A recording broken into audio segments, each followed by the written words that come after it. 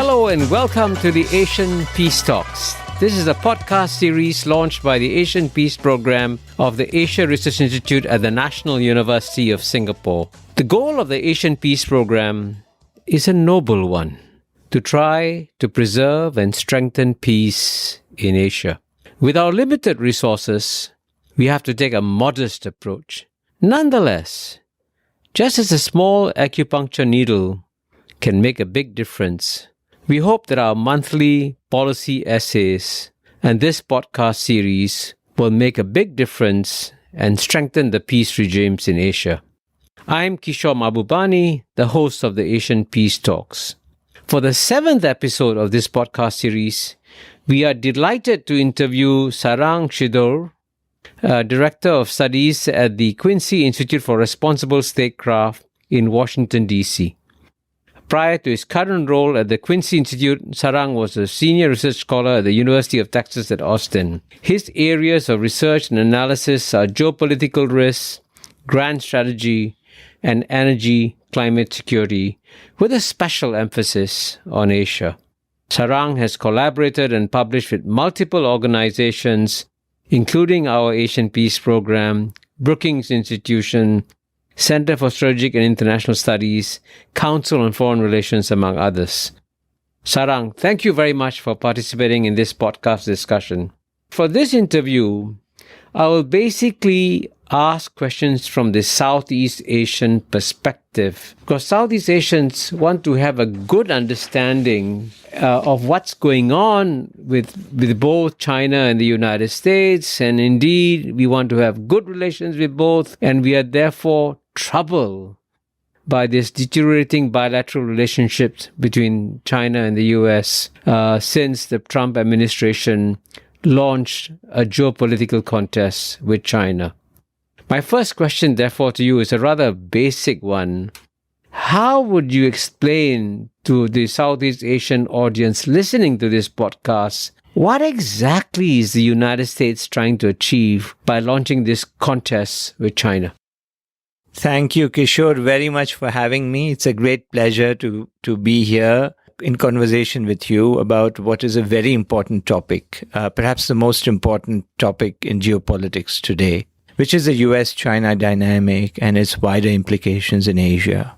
Now, the question you asked me is a very good one. I think if we had a very clear answer to it, it would be a bit easier to solve the problem. Yes. The challenge I have sometimes is to precisely understand the objectives of the United States, and particularly the current administration, because we are talking now at this moment, in terms of how they view China, what they want from China.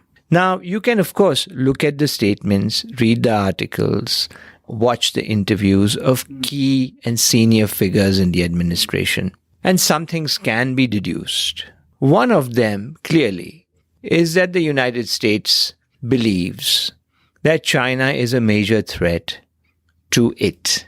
Now, by saying this, I think most of these officials will concede, if asked, that China is not likely to march across Alaska or Washington State or Kansas with troops and occupy it. Yeah. I don't think that is what certainly the American people are afraid of, and presumably the politicians. I think the question of Chinese dominance over the United States comes from partly an unspoken fear of China dominating economics and technology, such that the United States' leadership in it, that's assumed to be present for decades and sort of assumed to be forever present in the future. There is an implicit sense that the US is born to lead. For the first time, the US is confronting a peer competitor, China, with a population 4 times its own. And the fear is that the US will be overwhelmed by it. It's very much seen as a zero-sum kind of a framing. The second part comes from this you will get more from the establishment elites and national security analysts, is the fact that China could overwhelm US allies in Asia, because the United States, of course, has a system of alliances and partnerships in Asia. 2 of them Japan and the Philippines have territorial disputes with China. So there is a sense that the United States should stand up for its allies. And increasingly these days, Taiwan is being discussed like an ally, although that was not the understanding reached in the 70s and 80s precisely. We can come back to that in a minute. So the idea is that the US should do more, should provide more deterrence in a way that doesn't lead to war, will say administration officials, so that allies are defended, they feel secure, they're protected, and so forth. And the third part, especially present in the current administration, comes from those who take a normative view of the world, who see the world as a place that is constantly perfecting itself in a storyline similar to the United States, which is moving from the promise of democracy in 1776 to its perfection over time. Civil rights movements and other movements and so forth. The broadening of this sphere of rights to every American citizen is then translated into the world as a mission, and again, a very American thing, a mission that the entire world should be democratic. Now, of course, after the Iraq War and the failures in the Middle East, nobody's really talking of making China a democracy. I think that is not the goal. In fact, there's quite a different sort of a goal being articulated recently, which is defending the United States and its allies from what is seen as a threat. The assumption is that China and Russia are hell-bent on undermining and ultimately ending the democratic system of the Western powers for reasons that have not clearly been explained as to why they would do that exactly. So the idea is to make the world safe for democracy, for American democracy, we must defend it. And in a sense, we have to be assertive, including through hard security means, to defend the American system that includes parts of Asia, or a lot of Asia, in fact. Well, I must say you've done a brilliant job in trying to explain what is in American minds when they look at China. You've explained how they see the rise of China as a threat to American primacy. You've described how China's rise is seen as a threat to American allies. And finally, you've also indicated how the rise of China is seen as a threat to American democracy. So these are the sort of the three dimensions, in a sense, in the American mind as they view China. And the interesting thing about the Biden administration is that when it came into office, we do know it altered a lot of the policies of the Trump administration. But in private, some people in the Biden administration actually said to me and said, Kishore, one thing that Trump got right was China. And so when Trump began beating up on China, they said, great, that's what we will do too. But they also claimed that we'll be smarter than Trump. We won't do it alone. We'll rally the allies of the United States. And guess what? China is going to deal with a united front of the allies of the United States. Now, it is now come to almost, 18, 19, 20 months since the Biden administration has been in office. Do you think that they have succeeded in getting the allies of United States to join in a policy of isolating China? Or have they actually come to the realization, and we can discuss this also later, that when it comes to countries like the 10 ASEAN countries, which are also friendly to the United States, they have said, excuse me, we want to be friends with the United States, but we also want to be friends with China. So has the Biden administration come to realize that the situation is not so simple, black and white in the way they put it, but that U.S. has got to learn to become more sophisticated? Is that realization dawning in Washington, D.C.? One hopes so, Kishore. One hopes so. I'm not convinced it is quite there yet.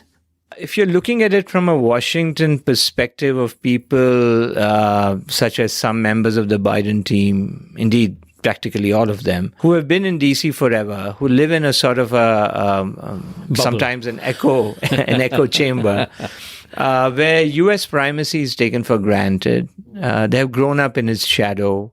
They have interpreted it as being a good thing for the world, not just for the United States. There's a very much an altruistic understanding. The US dominance of the world is good for the world. This is a kind of a lens through which the socialization has been quite deep. When they look at Asia and see what has happened in the last 2 years, let's say, or more, you're quite right. They like what Trump did, elements of what he did. They just think that he should have done them.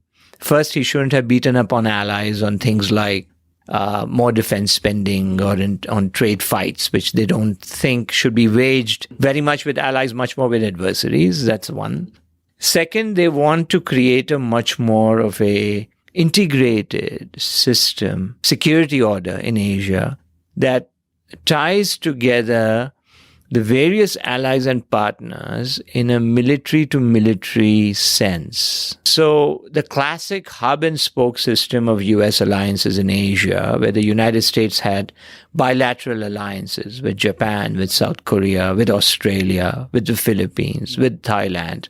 Over time, this is not just a Biden thing. It's been going on for some years. The idea is to try and stitch together the spokes in a way that starts it's not going to be a NATO, but starts looking something in between just a hub and spoke systems at one end of the spectrum and NATO at the other end of the spectrum. And the idea is to move forward in that process. So if the Biden team is, let's say, scoring honestly their achievements in this, they will be happy from their perspective with AUKUS, which brought Australia, United States, indeed an extra-regional power, an ally, the United Kingdom, into Asia in a very direct military sense to confront China. Because what AUKUS is going to do is very arguably an offensive intent on China. It's not about defending Australia's shores. It's about taking the fight deep out of Australia into the waters of the South China Sea and beyond. So they would be happy with AUKUS in spite of all the serious objections raised to it, including some of them in my own writing and our own events at the Quincy Institute. But they will not probably agree. The other thing they probably will say is that the Quad, which is a four-nation grouping including the United States, Australia, Japan, and India, which, by the way, India has become a much closer security partner in the last 7, 8, 9 years. They would say the Quad has moved forward with the Leaders' Summit and all the statements and so forth. Japan is also moving forward. It has made more assertive statements on Taiwan. It is upping its defense spending. The new prime minister has been quite assertive about that. So all of these things would be viewed as wins by the Biden team. I'm not saying they're necessarily wins for peace in Asia, mind you, but there'll be wins for the Biden team in terms of its objectives. On the other hand, I think the Biden team may have realized that the one region of Asia that has not budged is your own. ASEAN. And I think ASEAN has, as you have, I don't need to tell you, you have written extensively about this. You have been a part of it, actually, on shaping it. And ASEAN has evolved a formula whereby non-alignment is a key to prosperity within ASEAN. It's also key to peace. And the way it's done is not non-alignment in terms of running away from the big powers, but embracing them, welcoming the United States, welcoming Europe, and welcoming Chinese investment and economic and trade presence. So I don't think the Biden administration has made any significant headway on bringing ASEAN states into even the margins of the U.S. security architecture in Asia. Of course, there are exercises and there are conferences and meetings, but Southeast Asia does it with other powers too. So I think there is a message that hopefully they've heard. And also on India, I would also say that on India, the progress, quote unquote, that Washington may have hoped for has not fully materialized. In the Quad, the signs are that India has been reluctant to move forward much more openly in terms of China. There's also the Russia question where India has taken a very different position. That's a separate issue. So all in all, I think they would see it as a mixed record.